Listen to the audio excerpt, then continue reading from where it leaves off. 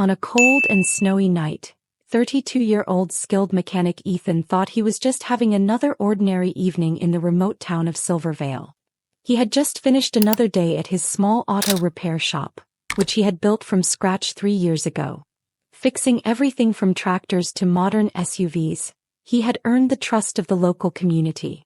Nestled at the foot of the Blue Ridge Peaks, this town saw an influx of visitors every winter, thanks to the popular ski resort Crystal Ridge Lodge. That evening, Ethan received an urgent call from Crystal Ridge Lodge about a last-minute repair needed before the approaching snowstorm. Known for its luxurious amenities, the lodge had just reopened for the season. Aware that the storm was expected to intensify overnight, Ethan packed his tools and set out on the winding mountain road to get the job done. By the time Ethan finished securing window panels and checking the lodge's generators, the rain had dangerously turned into a mix of ice and sleet. He left a detailed invoice at the front desk, hoping to return to town before the roads became impassable. As Ethan carefully descended the slippery mountain road, he noticed headlights flashing in his rearview mirror. Ahead of him, a sleek black SUV was speeding toward the lodge, clearly struggling to maintain control on the icy surface. Before Ethan could react, the SUV skidded off the road, slammed into a snowbank and came to a violent stop against a tree. Adrenaline surged through him as he pulled over and sprinted toward the crash. In the driver's seat, a young woman lay unconscious, her head resting against the deflated airbag. Blood spattered across the cracked windshield, and the SUV's engine hissed ominously in the freezing air. Ethan yanked at the driver's door, but it wouldn't budge. Thinking quickly, he grabbed a crowbar from his truck and shattered the passenger side window. Climbing inside, he checked the woman's pulse, weak but steady. Her left arm hung at an unnatural angle, and blood trickled from a deep gash on her forehead. "Hold on," Ethan muttered, his breath fogging in the cold air. Using his jacket, he stabilized her neck before carefully pulling her out and carrying her to his truck. His phone buzzed weakly, its battery nearly drained, but he managed to dial 911. "There's been a serious accident on Crystal Ridge Road. I'm taking the victim to Silvervale General Hospital," he told the emergency dispatcher. Ethan drove through the worsening storm, his tires slipping on the icy road. Gripping the steering wheel tightly, he whispered silent prayers that the woman would pull through. As the storm reached its peak, Ethan arrived at Silvervale General Hospital. Snow piled rapidly at the emergency entrance. He jumped out of his truck and shouted for help. "There's been an accident. She's unconscious and needs immediate medical attention." A team of paramedics rushed out with a stretcher. Ethan guided them to the passenger side of his truck, where the young woman lay pale and motionless. Carefully, they transferred her onto the stretcher while Ethan quickly explained the situation.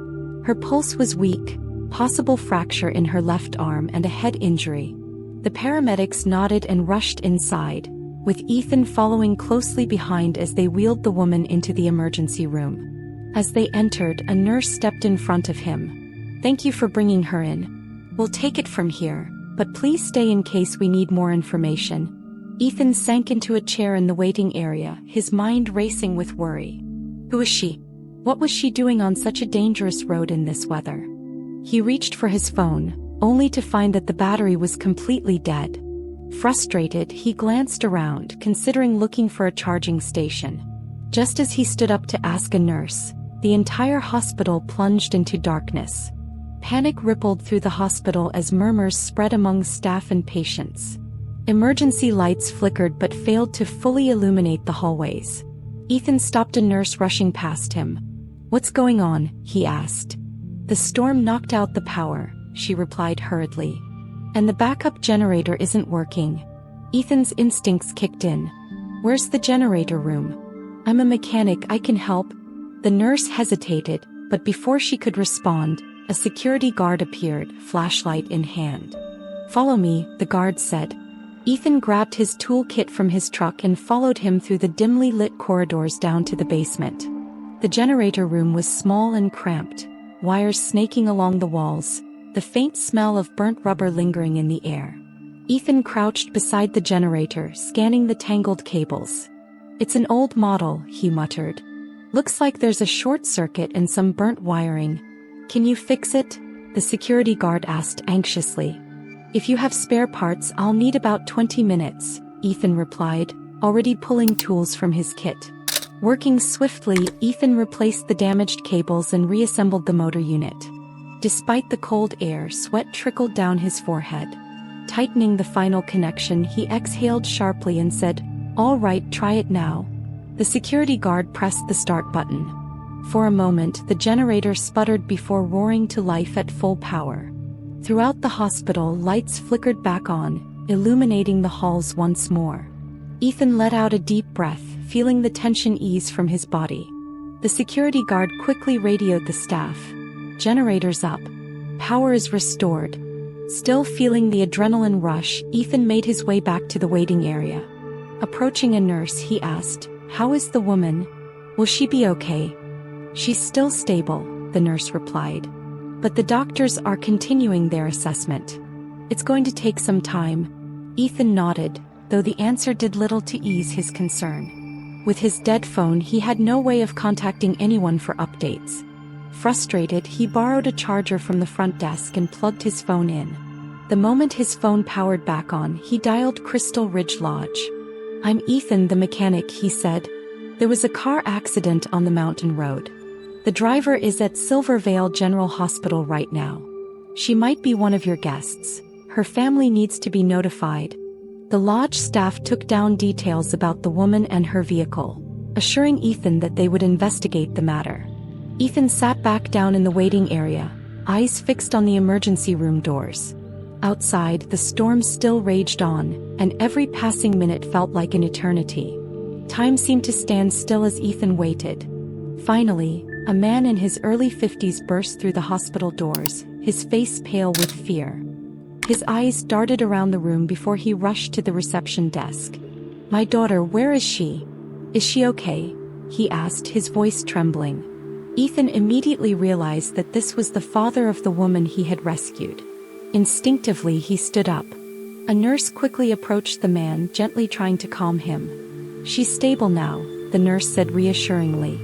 "She suffered a head injury and a few minor wounds, but the doctors believe she'll recover." Relief flooded the man's face and his eyes welled with tears. "Thank God," he whispered. "Can I see her?" "Not just yet," the nurse replied. "She's still under observation, but we'll let you know once she's moved to a room." The man turned and finally noticed Ethan standing nearby. Their eyes met, and after a brief pause he walked over. "Are you the one who helped my daughter?" he asked. Ethan nodded humbly. "I found her after the crash on the mountain road. I just did what anyone would do." The man's voice cracked as he reached out, gripping Ethan's hand tightly. "Thank you," he said, his voice filled with emotion. "You saved her life. I don't even know how to begin repaying you." "It's not necessary," Ethan replied earnestly. "Just knowing she's going to be okay is enough for me." At that moment, a doctor entered the waiting room and approached them. "Sir," he addressed the father, "we're moving your daughter to a recovery room now. You'll be able to see her soon." Then turning to Ethan, he added, "And you, young man, thank you. Not just for getting her here in time, but for restoring the power. Without you, things could have been much worse for everyone here." Ethan nodded, feeling both relieved and slightly embarrassed by the praise.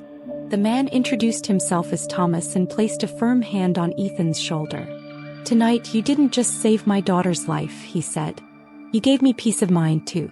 If you ever need anything at all, don't hesitate to come to me." Before Ethan could respond, Thomas reached into his pocket and handed him a business card. It bore the logo of a major real estate company, along with Thomas's name and title. Thomas Wyatt, CO. Ethan glanced at the card, realizing that this man wasn't just any father. He was someone with influence. "Thank you," he said, slipping the card into his pocket. The next morning, as Ethan sipped his coffee at home, his phone rang. An unfamiliar number flashed across the screen. He answered cautiously, and a familiar warm voice greeted him. "Ethan, it's Thomas Wyatt," the man said. "I wanted to let you know that my daughter Olivia is awake and doing much better. She remembers everything you did for her and asked me to personally thank you." "That's great news," Ethan said, relief washing over him. I'm really glad to hear that she's okay. After a brief pause, Thomas continued. Ethan, I meant what I said last night. I'd like to offer you something as a gesture of gratitude. If you're interested, I have an opportunity for you. Ethan's curiosity was piqued. What kind of opportunity? He asked. I'm working on a new project, Thomas explained. A resort expansion in Crystal Ridge. We need someone skilled and reliable for repairs and maintenance.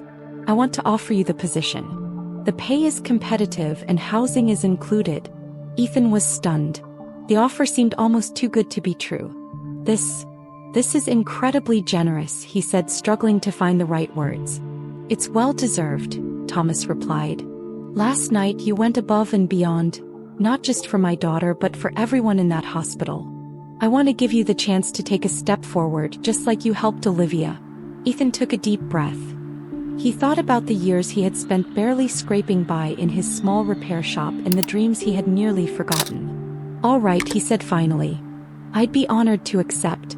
Within a week, Ethan started his new role at the resort. The cozy cabin provided as part of the job felt like a dream, nestled amidst the peaceful beauty of Crystal Ridge. For the first time in years, Ethan felt a sense of stability and optimism about the future.